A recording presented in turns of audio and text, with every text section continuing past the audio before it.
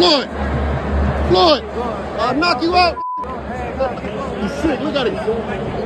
Welcome to the motherfucking relay. We're covering today's top boxing news. Ow! Okay, we'll start with this. I'm sure that most of you have heard by now the October 25th Sebastian Fundora versus Keith Thurman WBC junior middleweight title fight has reportedly been postponed due to Sebastian suffering a hand injury. The entire card is cancelled and all fights, including Fundora versus Thurman, which will be rescheduled, first reported by Ring Magazine. I'm not the least bit surprised that the event is now not happening, though initially I thought it would be Keith Thurman that gets injured, it being that Keith Thurman has been an injury-prone fighter for at least a decade now. That's not an exaggeration. In the end, it ended up being Sebastian. Except that I don't actually believe that Sebastian Fundora is injured, and neither does boxing insider Rick Glacier, who said in so many words the real reason Fundora versus Thurman is off, it was dead on arrival, no ticket sales, as in none, and without any pay-per-view guarantees from Amazon, coupled with the fact that PBC pays all production costs out of their own pocket, it would have been a financial bloodbath. It's boxing the PBC way. That's one less fight on the calendar. One that I was not fully convinced would happen anyway. They're saying that Sebastian is injured. I don't believe him. You think he's faking an injury? I do, and it wouldn't be the first time. Or did you guys forget that Samson Lukowicz initially said after the first Tim Tszyu fight that Sebastian suffered a broken nose, and on that premise he would not be able to satisfy his mandatory or return to the ring until much later in the year? Do you remember that? I remember. And do you remember that it later on came out that Sebastian's nose wasn't actually broken, and reports about the severity of his injuries were greatly exaggerated? Do you remember that it was actually Sebastian himself who let it be known? Broken nose, no? Yeah, that's what they say, you know. Oh. Well, I mean, based on that fight, you both were bloody somewhere. It was a bloody fight, but you know, I don't think neither of us were damaged like that. Was that true, that you were out, you were not able to fight for a year medically? They gave us a little, I think 2 months or whatever, because the fight went 12 rounds. The normal suspension in Vegas.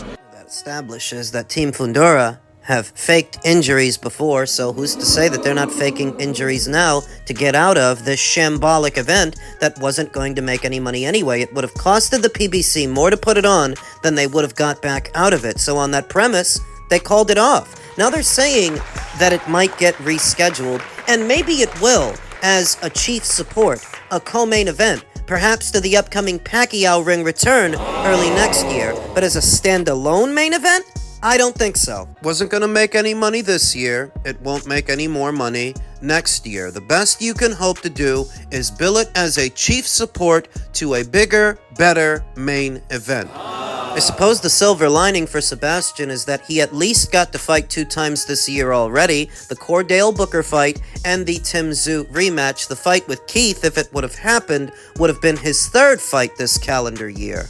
2 fights in 1 year is still more than your average PBC fighter gets on the schedule that they're on, so that's the saving grace for Sebastian. But in the greater scheme of things, I guess we can forget about Fulton versus Foster for what is O'Shaquie Foster's WBC Super Featherweight title. That's a fight that got moved 2 times already. It was initially supposed to go down on the undercard of Tank Davis versus Lamont Roach 2, which we all know didn't happen. Then they moved it over to this card, Fundora versus Thurman, except that now that's not happening either. Well, maybe they can reschedule Fulton versus Foster for the undercard of Cruz versus Roach. Make that adjustment. It would only delay things for Stephen Fulton and O'Shaquie Foster by a few weeks, but it would still afford those guys the opportunity to fight each other before the year is out. As for Sebastian, this will keep the WBC title out of rotation a while longer. Keith Thurman out of action a while longer. Keith Thurman, who's had a grand total of 1 fight in the last 3 years. The Brock Jarvis fight earlier this one, and so that Brock Jarvis fight will turn out to be his only fight this calendar year. And it sounds like Keith Thurman's schedule, all right. So what does that bring the grand total of scheduled PBC events for this year to? 5? 5, just like last year. There was Fundora versus Booker, Fundora versus Zoo, David Benavidez versus David Morrell, Javante Davis versus Lamont Roach. that makes 4. And the upcoming Isak Cruz versus Lamont Roach fight. That makes 5. 5, just like last year, with only one non-pay-per-view show. Just like last year. Which is likely all the PBC can afford, since they're not getting any financial assistance, any semblance of a budget from Amazon Prime. Amazon is not their broadcast partner. They're not partnered up. Amazon is just allowing them to use their platform as a hub to distribute their pay-per-views, but they're not helping them sell them. And unbeknownst to many, Amazon gets a piece of the action. They get a piece of whatever comes in. They're not letting them do that for free. But of course, with a fight like Fundora versus Thurman, nothing was going to come in. Nothing at the gate, nothing at the box office, so they called the whole thing off. I don't even know why they tried to put it on. The walls are closing in on Sebastian as he is fast running out of options because they can't even afford to keep you busy over there. This year, for the PBC, was just as abysmal as the last one, almost identical. Hell, there's an argument that this year was worse because 2 of their flagship fighters are boxing off platform. Javante is off to Netflix and David Benavidez is now with Turkey. Talking about breaking away, talking about doing his own thing, becoming his own promoter. That's what he's talking about. There's an argument that this year was even worse for the PBC. The situation is not getting better, and their only hope rests on the laurels of a 47-year-old Manny Pacquiao in a very uninteresting welterweight division. In tandem with the broken, overused, and abused pay-per-view model, Yeah, good luck selling that shit. as stated, I had my reservations, my skepticism, as to whether or not Fundora versus Thurman would really see the light of day, and as it turns out, it's not going to. At least not this year. That's the news. Over to what is fast becoming the most popular segment here on the channel, Ring IQ Hate Mail. My previous video, I talked about Mike Kopinger's gripes that Al Haymon's name was not on the Hall of Fame ballot for all his contributions to the sport of boxing. Well, I talked about why that might be, to which a small-time promoter who goes by the name Corey Rapax. Well, he didn't like what I had to say. He said, if you want to hear the dumbest take on Al Haymon's Hall of Fame case, just give this a listen. He wasn't alone. Another guy who goes by the name John S. Nash said, does this person not realize Haymon was Manager of the Year several times before the PBC came into existence? Or that managers are eligible for entry into the Hoff? Oh yes, I was aware that managers are eligible to gain entry into the Boxing Hall of Fame, though when Mike Kopinger suggested that Al should gain entry, he clearly wasn't just talking about Al Haymon, the manager. Kinda gave it away yourself there, John. Kinda shot yourself in the foot. While it is true that before the PBC's inception, Al Haymon had won Manager of the Year more than once, there's a reason he stopped winning that award. Why do you think that is, John? Is it because after the PBC's inception, it became crystal clear that Al Haymon was more than just the manager, he was the founder of the PBC, tantamount to a promoter who's violating the Muhammad Ali Act by acting as both a promoter, brokering deals with broadcasters, and a manager, managing a stable of fighters he simultaneously advises. All of that constitutes a violation of the Muhammad Ali Act, and not just that. Al Haymon currently holds a boxing manager's license in Nevada, but does not hold a managerial license in any other state. Technically, this could place him in violation of the Muhammad Ali Boxing Reform Act, which requires managers to be properly licensed in the state that they operate in. A boxing manager must be licensed in the state where they manage fighters, and operating without a license in a given state can violate both the state's laws and the Muhammad Ali Boxing Reform Act. Fairly confident that the PBC has done shows not just in Las Vegas, Nevada, but in New York, in LA, Texas, Minneapolis at the Armory. So perhaps John S. Nash was not aware of this, but his old buddy Corey should have been, as Corey's supposed to be a boxing promoter of some kind on the Chicken Gizzard circuit. He's a small-time promoter, Corey. Corey, who tried to make the case for Al Haymon being inducted into the Boxing Hall of Fame by saying, a huge part of the two biggest combat sports pay-per-views of all time. Apparently it doesn't count if he's not the promoter of a record. What pay-per-views is he talking about? He's talking about Mayweather versus Pacquiao and likely Mayweather versus McGregor. Says a lot that when making the case for Al Haymon to be inducted into the Boxing Hall of Fame, you had to bring up Maypac, which was what, 10 years ago? And Maymac, which was 8 years ago? Funniest thing about it is, I said in my previous video that Al might be able to get in as a manager,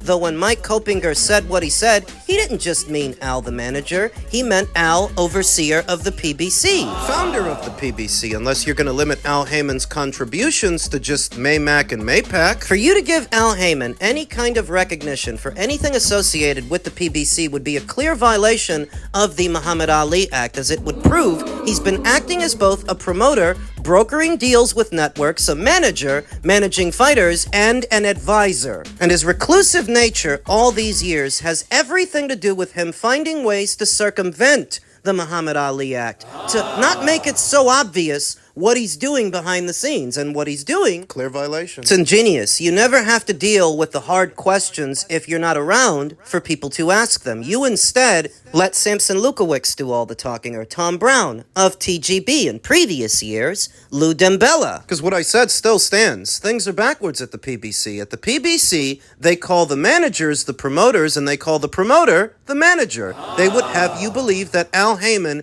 is nothing more than a manager. Well, even as a manager, there's a problem. A good number of the fighters that he's managed have fought outside of the state of Nevada. He is required to have a managerial license in any state which he operates in. So when these guys are fighting in New York, and they're fighting in LA or Minneapolis or someplace outside of Nevada, who's the manager then? Can't be Al. And if it can't be Al, what's he supposed to get recognition for again? Oh, right. Maymac and Maypac. Problem with these boxing as a business guys like John and Corey is they think they know more about the business than the customers. There's no business without the customers, and you don't know more about what we want than we do. But you guys and people like you being at the helm of this ship in the United States is why boxing in America has seceded. It's why boxing as a business has been run into the ground to the point where every major broadcaster in the country has walked away from the sport. So you can shut the fuck up. Kindly shut the fuck up with everything you think you know. You lost this argument before it started because your argument is why I'm wrong. How the fuck am I wrong when Al Haymon's name is not on the ballot? Not the way that Mike Kopinger suggested. I would go as far as saying as that if one day Al's name does pop up on the ballot, he's gonna have to get the votes, and I'm not sure that they would vote for him. Not everybody. Maybe Mike Kopinger would vote for him, and maybe Dan Raphael, but I don't know about Dougie Fisher. I don't know about Michael Montero. I don't know. What I do know is his name's not on the ballot, so you lost this argument before it even started. In men's cruiserweight news, Badou Jack versus Noel Mikaelian rematch is set for Los Angeles card on December 13th. The Badou Jack versus Noel Mikaelian WBC cruiserweight title rematch will take place December 13th in LA, sources told The Ring. WBC mandated rematch after Jack narrowly outpointed Mikaelian by scores of 114-114, 115-113 two times on May 3rd in Riyadh, Saudi Arabia. Now Armenian-born Mikaelian will enjoy an advantage of fighting in LA, an area that is home to more than 200,000 Armenians. My question is, of the 200,000 or more than 200,000, how many of them are boxing fans? Because if things are the way that this article suggests, then you would think Noel Mikaelian would be a pretty big draw, at least in LA. Except that he's not. The world knows I won the first fight, that's why I'm getting the rematch, Mikaelian 35 told The Ring in June. On just 3 weeks' notice across 3 countries and time zones, and with less than a day's notice that the fight would be moved from 2 a.m. to 5 a.m., and he still couldn't beat me. I'm still the champion with a full camp and proper preparation. I'm going to prove it without question. Badou Jack, meanwhile, will attempt to make another successful title defense at 41 years old. Jack won the title in February of 2023 with a 12th round TKO of Junior Makabu and didn't fight again until this past May. He took on Noel Mikaelian on short notice, who was standing in for Ryan Rosicki, who had suffered an injury and was unable to compete. Jack, a native of Sweden, is a former super middleweight champion. Mikaelian accepted the first fight with Jack on short notice, though was originally named the champion in recess by the World Boxing Council last year after multiple cancellations for a defense against Ryan Rosicki due to injury and promotional issues, though he seems to have come back right on time to fight a 41-year-old Badou Jack. You see, the way it happened, Badou won the belt in 2023, and then he said that he was going to move up to Bridgerweight, fight for the title up there, at which point the title ended up going to Noel Mikaelian after it was vacated. But as reigning champion, Noel Mikaelian eventually adopted the problem of Ryan Rosicki,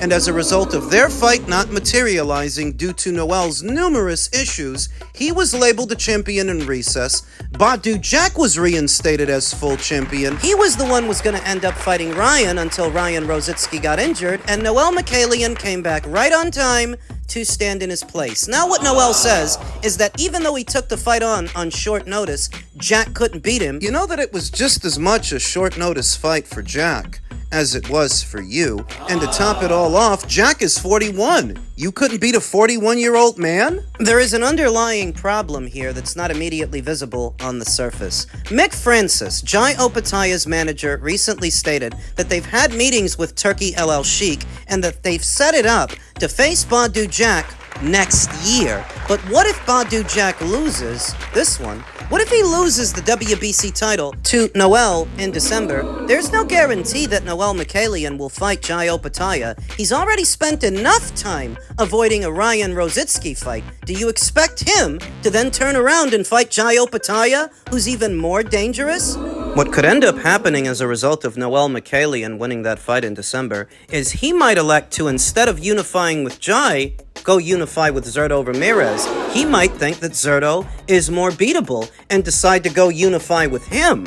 Nobody who spends as much time avoiding a Ryan Rosicki as Noel has jumps headfirst into a Jai Opataya fight. I don't think so. So I'm hoping that Badou Jack can get it done for a second time, that he can get it done in December, but he's not getting any younger. The only hope is that Jack, being the more experienced fighter of the two, having been a champion at multiple weights and having faced the better quality of competition overall, that now with a full camp and not on short notice, he can win an even more decisive victory. That's the hope. It's just that Noel is going to have a full camp too, and he's 5 or 6 years younger than Badou Jack. So it's sort of in the air. The registered promoter for the fight is Bash Boxing, who I'm not really familiar with, who placed the winning bid of $301,000. Most of that $301,000 is going to go to Badou Jack, as he is the reigning champion. I believe that Noel is entitled to 25 or 30%. It's about $90,000, give or take. And as stated, I think the cruiserweight division would be better off if Badou Jack wins that fight than if Noel wins that fight, because Badou Jack would sooner unify titles with Jai Opataya, before Noel Mikaelian. Noel avoided a Ryan Rosicki fight like it was the bubonic plague. I don't think he's any more keen on fighting a Jai Opataya than he was a Ryan Rosicki.